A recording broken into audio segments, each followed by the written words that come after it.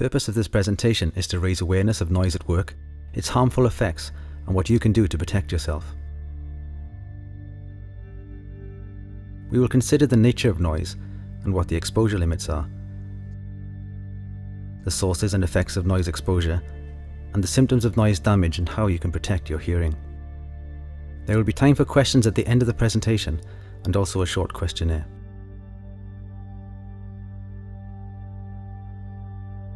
So what is noise?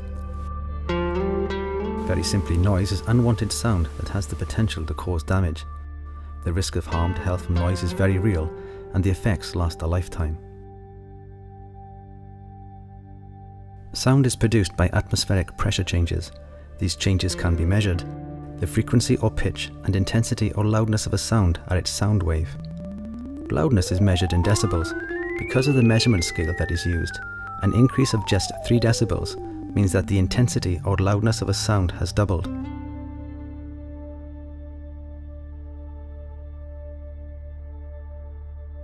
Our ear is a complex organ and is made up of the outer, middle and inner ear, which has minute hair-like cells that can be permanently and irreversibly damaged by exposure to excessive noise.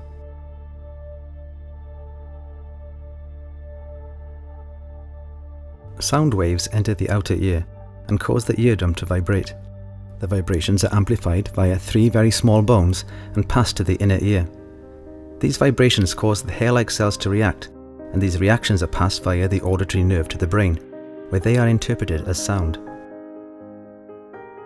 Now time for a quick review. Sound is caused by changes in the atmospheric pressure, which produce a sound wave. A sound wave is made up of frequency and intensity, or pitch or loudness. Noise is a high sound level that has a potential to cause damage, and loudness is measured in decibels, and an increase of 3 decibels means that the loudness has doubled.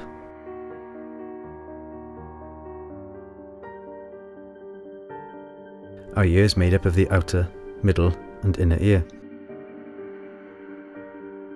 The inner ear contains cilia, which are hair-like cells. These cells can become damaged when exposed to excessive noise.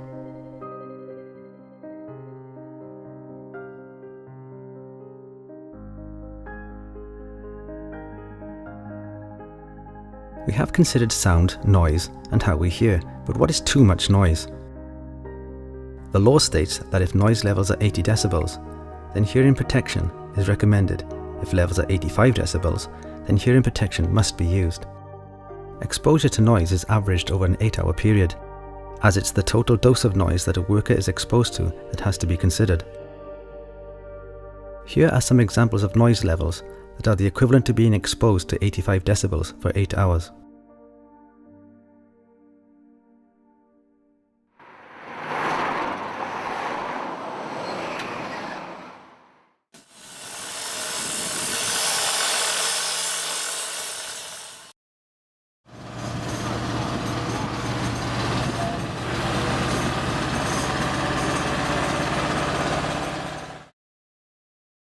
The noise levels that you are exposed to from the combi hammer and cavity bore blowing machine can reach 110 decibels. Your daily exposure limit without hearing protection is only 90 seconds. The effects of exposure to high levels of noise can be temporary. The effects that you notice after being at a loud music venue, for example. Sounds seem muted, and you will find it difficult to hear conversation, particularly if there is background noise. You may also have faint tinnitus, which is ringing, whining, or buzzing in your ear.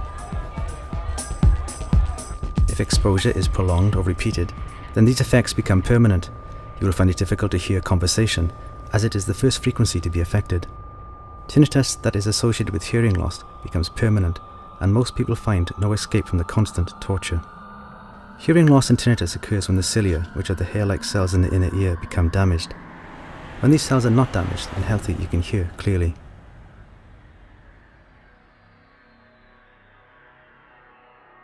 When they suffer moderate damage, your hearing is impaired, and conversation may sound similar to this.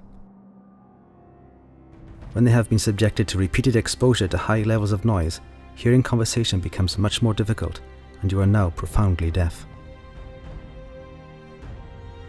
As well as the noise you are exposed to when using the drill or machine, there are of course other sources of noise that you should be aware of.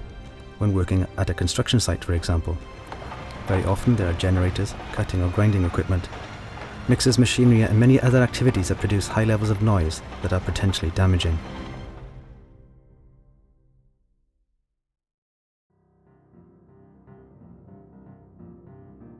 Exposure to noise has been considered during the risk assessment process, and in the case of the drill and machine, specific noise assessments have been carried out.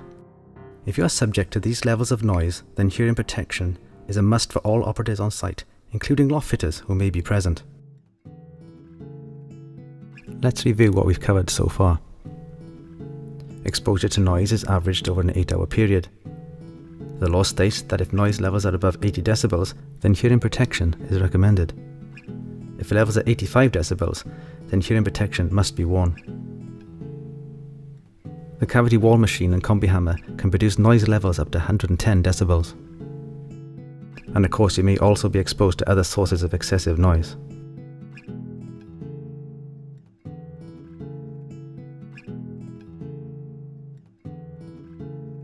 When exposed to excessive noise, the cells in the inner ear become damaged to the extent you will suffer hearing loss and also tinnitus.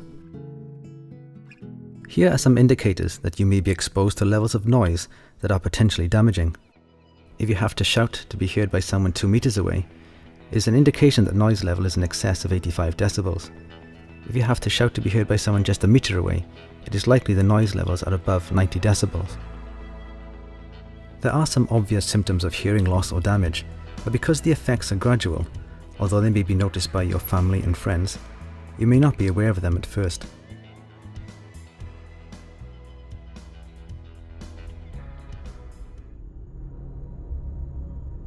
And by the time you do become aware of them, the damage has already been done.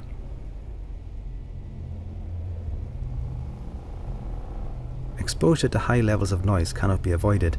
Therefore, the wearing of ear defenders is essential and mandatory for all operatives on site, not just the person drilling. They should fit properly and be free from damage, and the face of the ear cups kept clean. Any defective ones should be replaced immediately.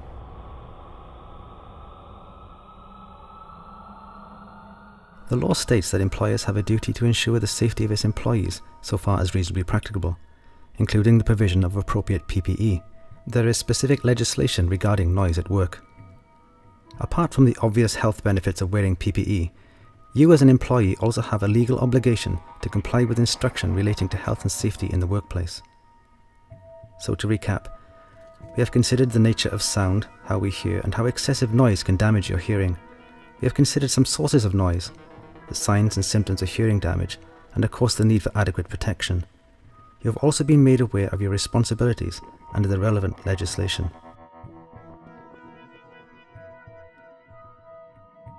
Don't underestimate the importance of wearing ear defenders during the drilling operation and when the machine is running or if exposed to other sources of excessive noise.